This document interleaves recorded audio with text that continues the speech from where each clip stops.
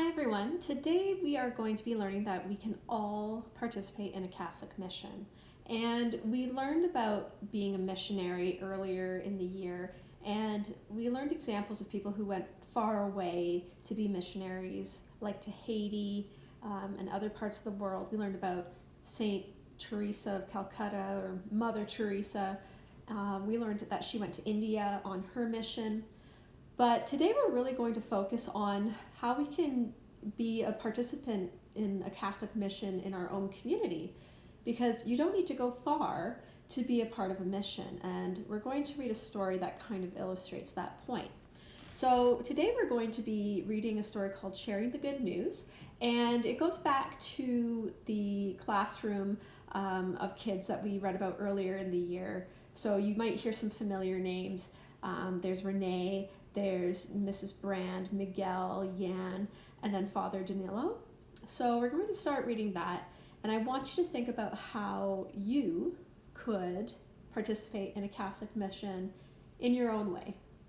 So here we go, Sharing the Good News. Renee had been thinking a lot about Mary's words. You don't have to go far away to be a missionary. She had spoken to Mrs. Brand about it, as well as Connor, Miguel, and Jan. They talked about how they had helped the school in Haiti. They remembered their Advent and Lenten projects. Connor thought about working at the serving spoon. Jan thought about becoming more thoughtful towards others. Miguel thought about all the doctors and home helpers who had cared for his grandfather. Renee thought about her neighbors and friends. If each of us reached out to just one more person in need, we could really spread the promise of the Holy Spirit, Jan said. So I want you to think back and maybe think about the types of missions that we've participated as a class this year. So during Advent time and Thanksgiving time, what kind of things did we do as a class to help out the community? On this page, we can see examples of small things that we can do every single day to fulfill the Catholic mission. Have you done any of these? When the parish gathered to say goodbye to Mary and the two students who were going with her for the summer, everyone was excited. They lined up to talk to Mary. Renee, Jan, Connor, and Miguel stood in line with the others, waiting to get a minute with her. When Mary saw them, she gave each of them a big hug. Renee reached into her pocket. "We have something for you," she said. It was a rosary bracelet she and her friends had made with beads on a plastic string and a small cross. "This is beautiful," Mary told them as they watched for her reaction. "But why don't you keep it and wear it, Renee? It can make you think about your own mission for the church and how we should pray for the world." So before we keep going with our story, why do you think everyone's excited? Well, they're probably really excited for Mary's mission trip to Haiti and for the two students who are going to be going with her for the summer. Let's keep going. "Oh, we will have lots and lots of rosary bracelets," Miguel chimed in enthusiastically. "We've decided we will make them and sell them. We'll donate the money to help dig the well where you were working and to places like the serving spoon so people get enough food to eat. The bracelets will all be different," added Jan, holding out an assortment. "We are using beads that are the colors of a mission rosary. We thought the beads could be a symbol of how we are all the same, but also unique." Mary nodded approvingly. "You've thought of everything," she laughed. "That is a wonderful idea."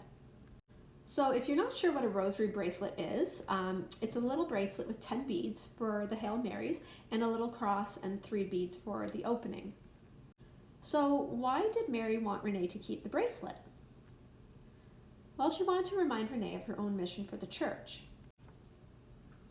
And why did Miguel say, "Oh, we'll have lots and lots of rosary bracelets"? Well, the students made them so that they can sell them, and all the money will be donated to help other Catholic missions. At the end of the gathering, Father Danilo asked everyone to form a circle and join hands.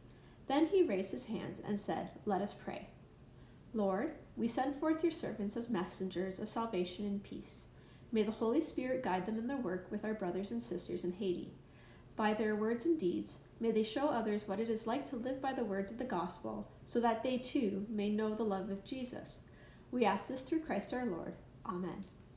So if we look at the prayer that Father Danilo said, we can use that same prayer for any mission that we undertake here. The only thing that really has to change is this part here. So guide them in their work with our brothers and sisters in Haiti. I mean, unless you're going to Haiti to do mission work, that you could leave that in, but I mean, normally we're talking about mission work that we can do here at home.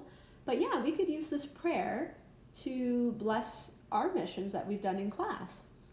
The voices of Renee, Miguel, Yan, and Connor were just a little bit louder than the others. Amen. So there's a really important question if you look at the bottom section here called My Faith Journey, and it says, what will my mission be? So that's going to be our exit pass question today. How can you fulfill the mission of the church?